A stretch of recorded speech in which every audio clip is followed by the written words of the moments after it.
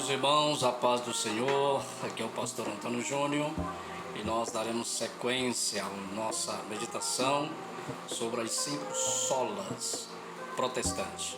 Agora, esse episódio, nós trabalharemos sola graça ou somente a graça. Efésios 2, verso 8 ao 9 diz assim: porque pela graça sois salvos, mediante a fé. Isso não vem de vós, é dom de Deus. Não vem pelas obras, para que ninguém se glorie. A doutrina sola gratia nasceu em oposição à doutrina dos méritos e de indulgências criada pela Igreja Católica. Vejamos quais eram as práticas da Igreja. Primeiro, missas em favor dos mortos. Quando isso aconteceu? A doutrina começou com a ceia do Senhor, que na igreja primitiva era feita de casa em casa entre os irmãos. Mas, com o passar dos anos, essa ordenança começou a tomar outros rumos. O crente não podia nem ao menos tocar no pão. Com a doutrina do purgatório estabelecida pelo Papa Gregório, a ceia começou a ser realizada em favor dos mortos. Logo, a missa pelos mortos foi estabelecida. Os fiéis podiam orar e entregar oferta no dia do aniversário da morte de seus entes queridos. Essa oferta podia ajudar a reduzir a pena dos seus parentes, seja eles vivos ou mortos, aliviando assim a sua pena através do purgatório. Em segundo lugar, nós vemos o pagamento pelo perdão. A Igreja Católica tinha dividido os pecados em 2 categorias. Primeiro, pecados mortais. Segundo, pecados veniais. Pecados veniais é aqueles que são perdoáveis, aqueles que são desculpáveis, aqueles que são dignos de perdão.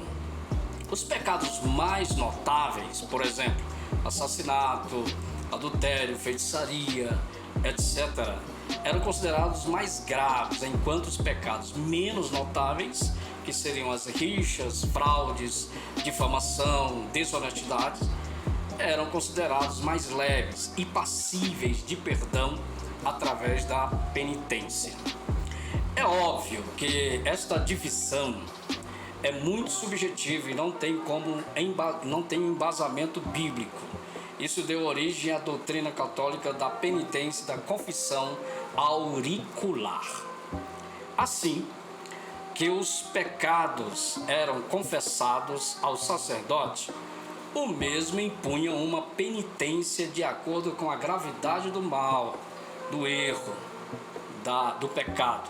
A penitência envolvia orações repetidas e boas obras. Desta forma, o pecador estava livre do seu pecado por mérito próprio.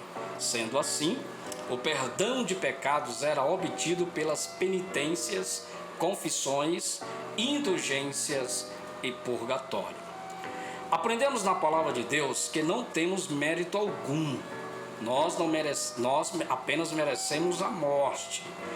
Romanos 6, 23 diz: porque o salário do pecado é a morte, mas o dom gratuito de Deus é a vida eterna por Jesus Cristo nosso Senhor. E ainda, capítulo 3, versículo 23 diz: porque todos pecaram e destituídos estão da glória de Deus. Diante dessa introdutória, o que é então a graça?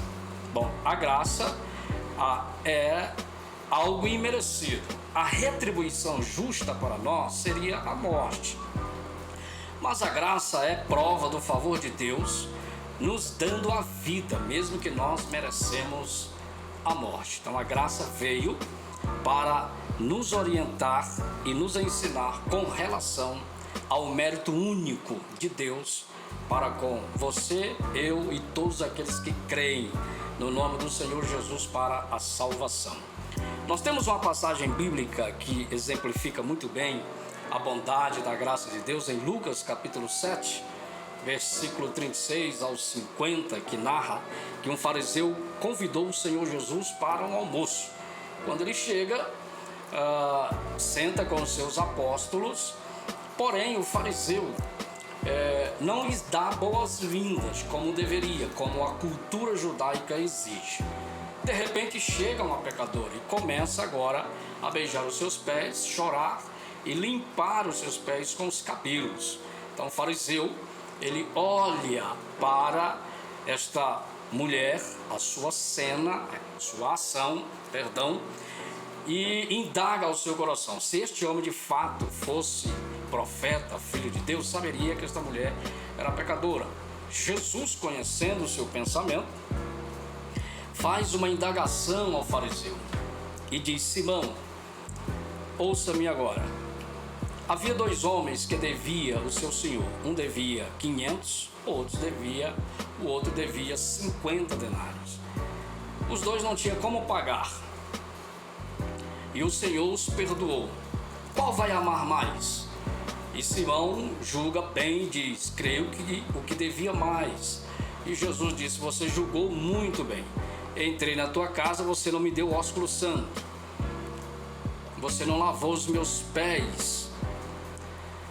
Mas esta, desde o momento que chega, beija os meus pés e lava com suas lágrimas. E o Senhor perdoou os pecados daquela mulher. A graça, ela envolve todos aqueles que creem no Senhor. E Efésios diz que não é por mérito, mas sim pelo poder salvífico do nosso Deus. Deus trabalha com seu perdão sobre as vidas dos homens.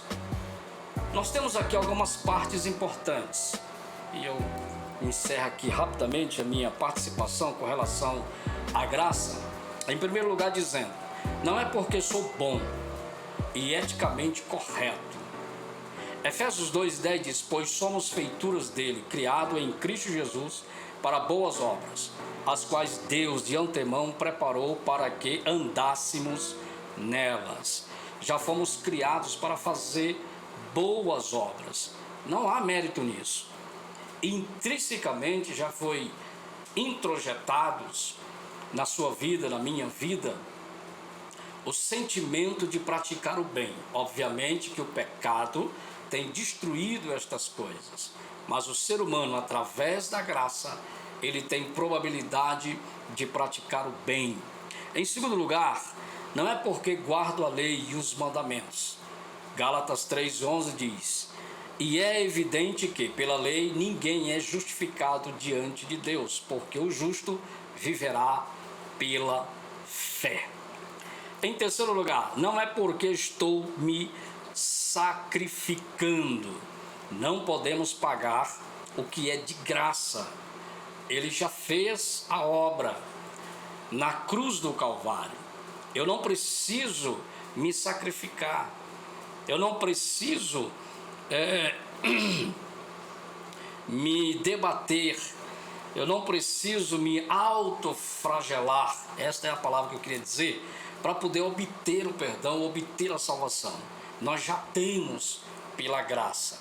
Somente a graça de Deus fará esta grande obra na nossa vida. Que Deus abençoe a todos. Glória a Deus! Cara, foi show! Mas,